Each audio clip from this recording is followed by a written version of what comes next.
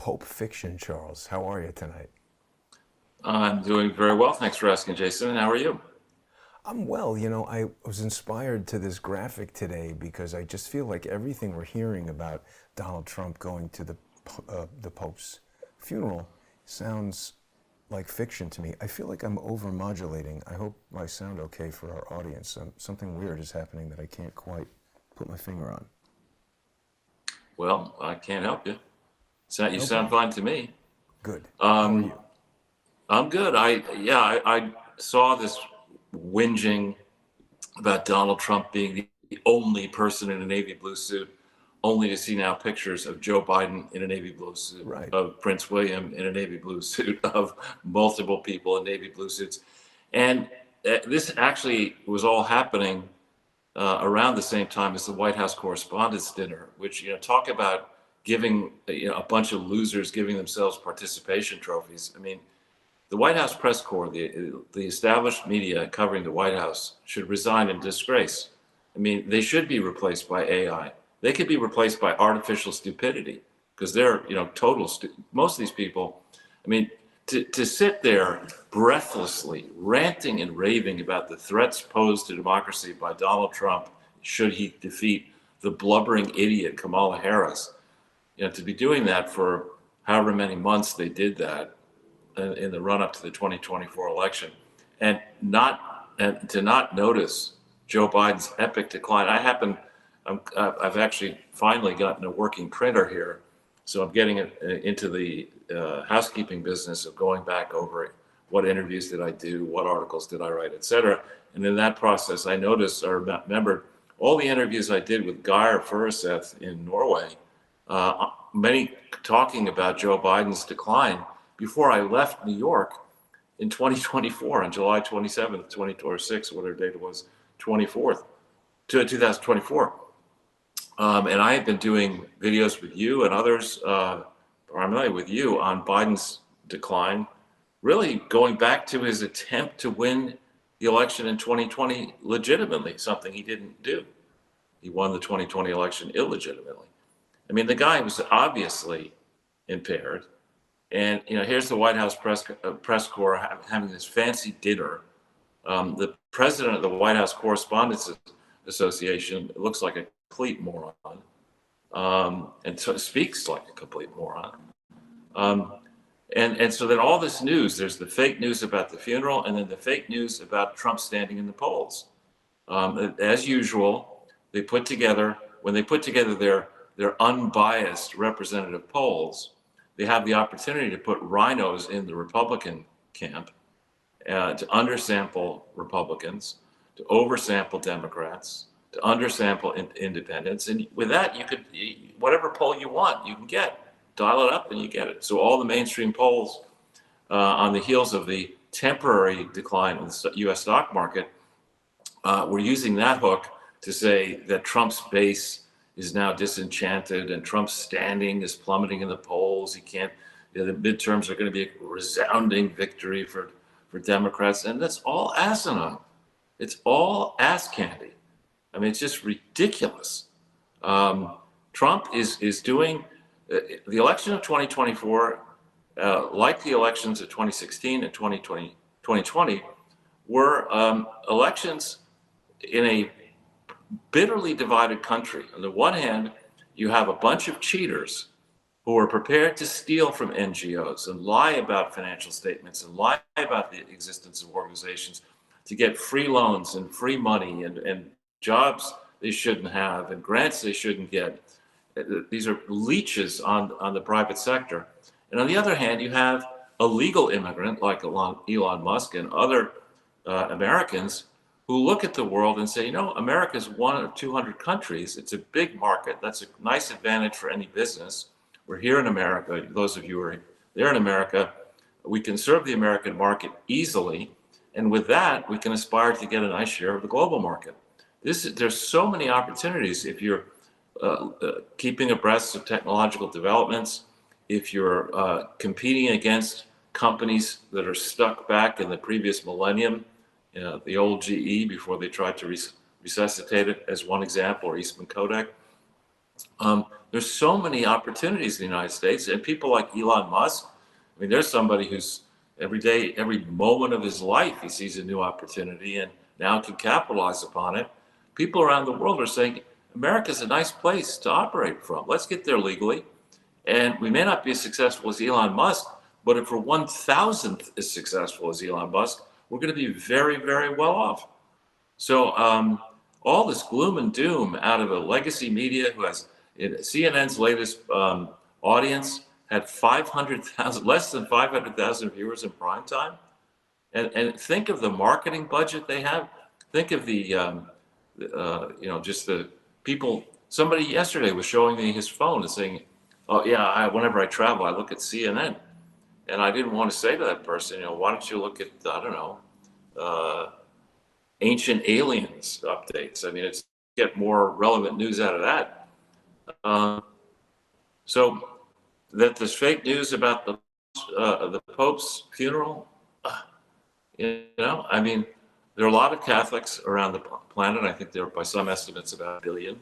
So it's certainly a significant event, the funeral. And yes, it's good that Trump went, and frankly, it's good that Biden was able to show up without crapping his pants, although I hear there are rumors that he might have done that at the funeral. But come on, there are very important things going on. This India-Pakistan, as Obama would talk about it, the India-Pakistan skirmish over the line of control right now, that could spiral quickly into a nuclear exchange. The news that Apple is going to abandon China for India, that's mammoth news. News that 100,000 people paraded peacefully for McGregor, that's big news. The news that peaceful protests erupted in Dover in England over the illegal immigrants who come in by sea, and they've had enough of that now in the UK. Another set of big news. So, I mean, I would suggest that legacy media, we're at a stage now where, when you kill a witch, you have to put a spike through the witch's heart. That's where we are right now. You need to put a spike through the heart of legacy media. It is not worth listening to. And instead, programs like yours, and there are not many like yours actually, are ones where people can stay well ahead of the pack. Let other people waste however much time they spend reading the Wall Street Journal and the New York Times, or watching 6 o'clock news on ABC or whatever. Let them waste their time doing that. I think there's a thirst for truth now. And frankly, we're also in the place that Steve Bannon was a number of months ago, where he talked about, he didn't want to hear about debates and committees and whatever. He wants Old Testament vengeance. And that's actually what I want now. I mean, these people, they need to be smitten after due process support. Yeah. Smoke Hawley. You sent me a pretty crazy story here from Gateway Pundit about, this is a stunner, Charles. The DEA raided some kind of party that was going on at a club, and there were illegal activity, drugs, guns, and military personnel in this club. Guarding the gangs. Yeah. Well, it makes me think about the Walcott Hotel. What the hell was the military doing there? Well, when you think about enlisting in the military with Joe Biden as commander-in-chief, right? The morale, think about doing that in 2023 or 2024, hoping that Kamala Harris, was going to be your president. And think about these people who are still in the military fighting Pete Hegseth and fighting Trump, refusing to put Trump and Vance's pictures up and Hegseth's pictures up in their command garrisons. There are a lot of people, particularly in the Biden years, who were, let's just say, not best of breed. Barely passed high school, decided that they'd go into the Army. And I actually heard, let me see, I think how many years ago this was. This was in 2009. 2008, I was in Kuwait, and 2009, because I had a brother-in-law who lived in Kuwait City. And I watched the election returns of 2008 in Kuwait, actually. You just watched made Obama. Time, Charles. Did I? Okay. You On a roll. The election the results of 2008 in Kuwait. I'm a poet and I don't even know it. But Exactly. anyway, um, so what I was told there is that the biggest problem they have in Kuwait, it had in Kuwait back then, was teams, swarms of American military personnel would go into stores and rob them Wow, in Kuwait. Yeah. that's crazy. And yeah, well, think about it. I mean, you're somebody who didn't do very well in school, you've got no job prospects, and somebody says, hey, guess what? You can have a gun, like a badass gun you can't get. Civilians can't have the kind of guns that Army Yeah. people have. And you could fly around the world, and somebody whispers in your ear and says, yeah, you get the uniform, you get that paycheck, and we're also going to give you cash you don't have to declare to do some side work guarding nightclubs, Who gives them that or cash, though? I didn't get to read that trend gateway, Trend Arago. the, Yeah. the trend the Aragua. And the suspicion, you and I, you did a lot more of this than I did, but I was with you on a few occasions. We talked to Army people in Grand Central Station asking what the hell they were doing. We talked, you did the asking, to people at the Roosevelt Hotel. I remember there was an Army person, very suspicious guy, who seemed to be protecting the illegal aliens. Yeah. It didn't make much sense what he was doing. He wasn't very interested in the questions that you interested. He was mad at you for asking questions you were asking. And so I think this rot runs really deep. And now we're learning, actually, the most amazing thing in that story I sent you is the suspicion now is that judges are on the payroll of Trendy Aragua and other criminal organizations. Now, does that shock you, Jason? It doesn't shock me, Charles. There we go. I think I've got the audio hopefully sorted out. I don't know what's going on today with this sound mixer. It's something screwed up and I can't quite figure it out, so I'll have to come That back to sounds that better. after the show.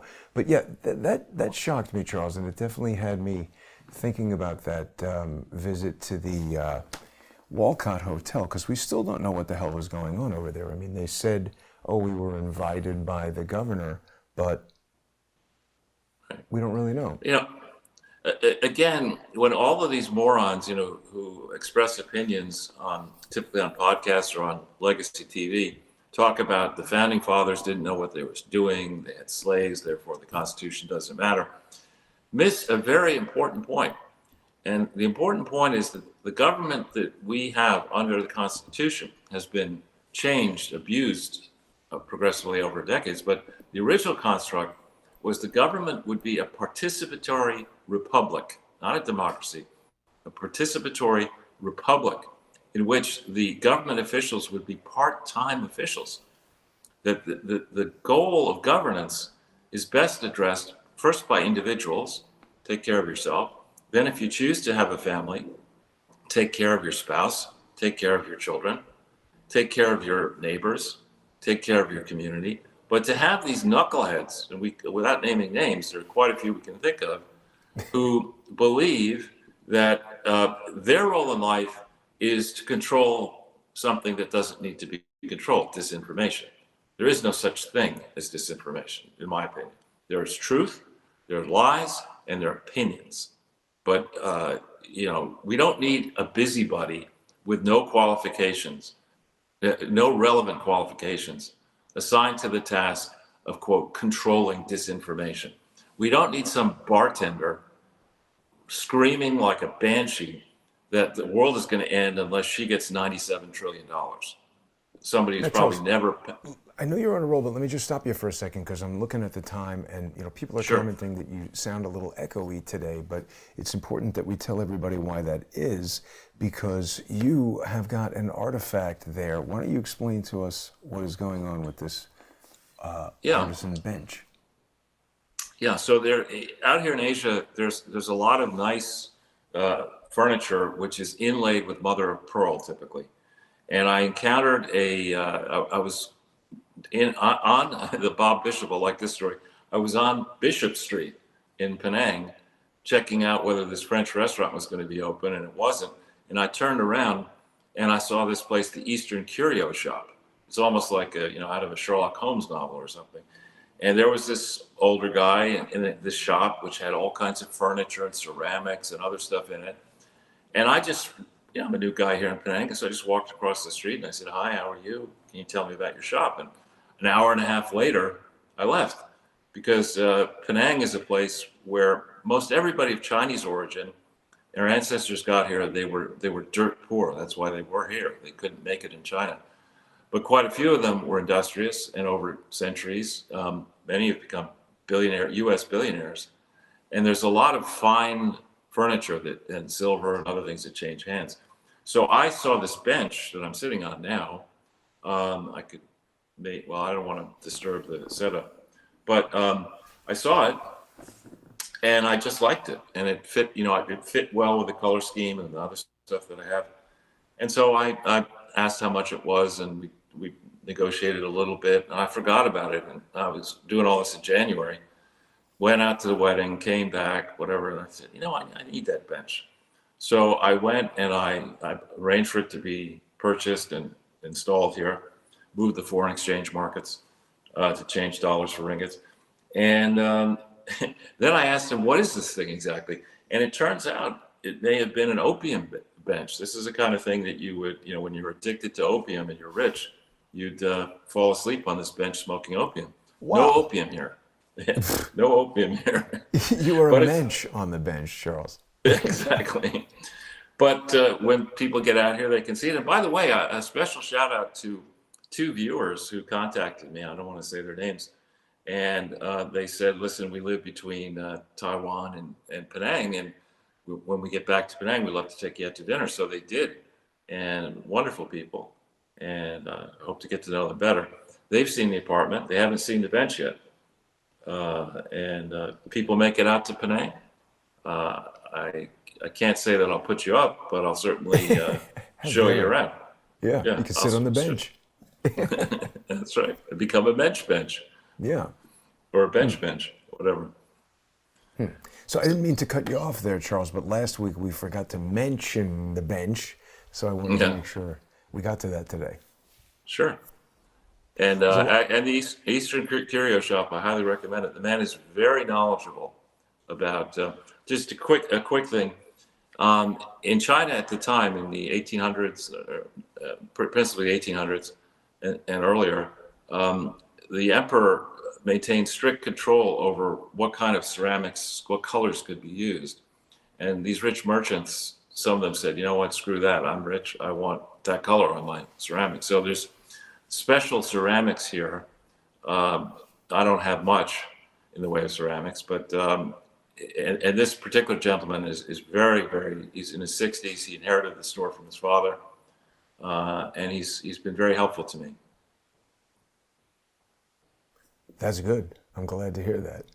But there's a lot of other stuff going on that I know people want to hear your insights about. So we were talking about how the news is just telling us that the polls are terrible for Trump. He's wearing the wrong suit to the Pope's funeral.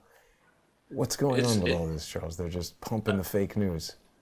Well, I have this idea, and it's a very selfish idea, which is and I'm headed at the end of May down to Indonesia again to progress this idea, that a digital detoxification is an excellent idea. In other words, if you can do it, if you're not looking after children or sick parents or whatever, think about, this is a stretch for somebody, but in the modern age, think about trying to take 2 weeks where you don't look at the internet, you don't check your phone, you just live as we used to live pre-1994, and focus on exercise and eating and friendship and conversation. If you can't do it for 2 weeks, try a weekend or a day. But I think there's a real need for that, just as nobody particularly likes to sleep. And maybe you'd be better off if you never had to sleep. But in the same way that you need to sleep, I think people need to recharge their batteries and just ingest, I stopped reading the New York Times and the Wall Street Journal and all newspapers about 20 years ago. But, if you're still doing that, my God, just stop. Don't read Time and Newsweek and The Economist, these ridiculous magazines that get everything wrong. Don't waste your time on 60 Minutes. And think about how much extra time you'll have to recharge and devote yourself to some new pursuit. That's what society needs, particularly in America. That's what we need. And in Western Europe, The Guardian, for Christ's sake. I wouldn't even wrap fish in The Guardian. It's ridiculous. It is pretty ridiculous. Now, the 60 Minutes, the head of it quit or something. What happened with 60 Minutes, Charles? Well, a senior producer quit. Now, I had this experience. Actually, it was 50. Let me think about this. Almost 50 years ago, I was in a junior year broad program 49 years ago, and I discovered that it was a complete fraud when I got there. They were basically there were more Middle Eastern kids than there were Westerners in this English school, which went around the Harvard Business School graduate who had set up this for-profit operation, went around the Middle East to sheiks and said, send Muhammad over here to Richmond College. He can get into Yale. He can return to Yale just like Charles Ortel did. Well, I was already in Yale before I went to Richmond College, and that is really fraudulent. So I ran for student body president. I won. I got all the details. It happened that I had a summer job with the governor of Oklahoma. He came to London and called the switchboard, or the state trooper called the switchboard and said, the governor of Oklahoma is in London and would like to meet with Charles Ortel. That scared the shit out of the school. Who is this kid, 20-year-old kid who's got governors flying over? Yeah, why did the governor want to meet you? What was that? I had worked for him in the summer. He was just going through London. He was a Rhodes Scholar, and he was going. Yeah.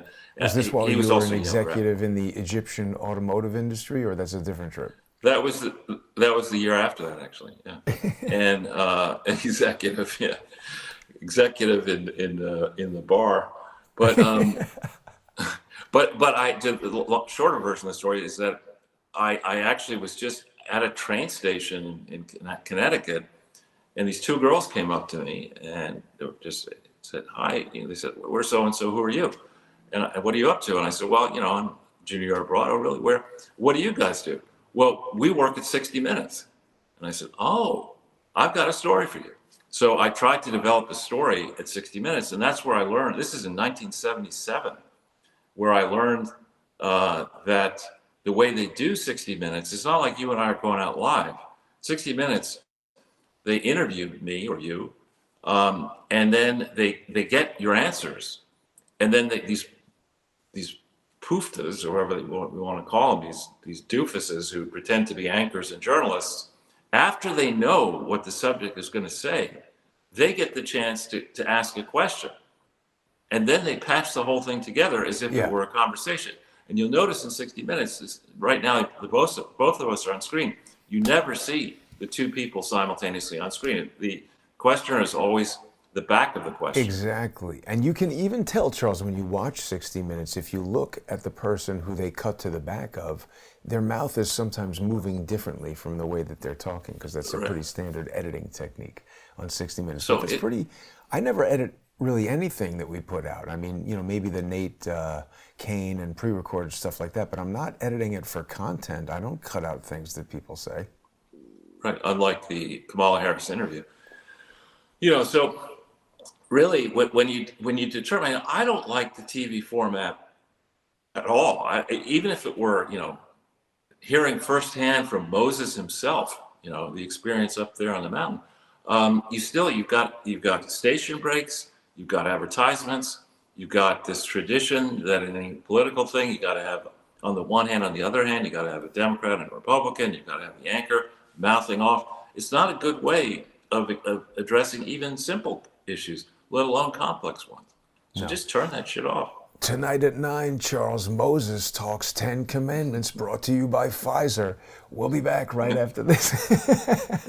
Actually, it's a good time for us to break, though. We do have to head over to the First Amendment Forum. I want to thank everybody who sponsors the show on Odyssey. Odyssey.com right now is going through some sort of a change to a new payment processing system. So unfortunately, no new subscribers can join on Odyssey right now, but people who want to join us for this next segment in the First Amendment Forum, you can go on to crowdsourcethetruth.substack.com or subscribestar.com/crowdsourcethetruth or patreon.com/crowdsourcethetruth. You can also subscribe on X.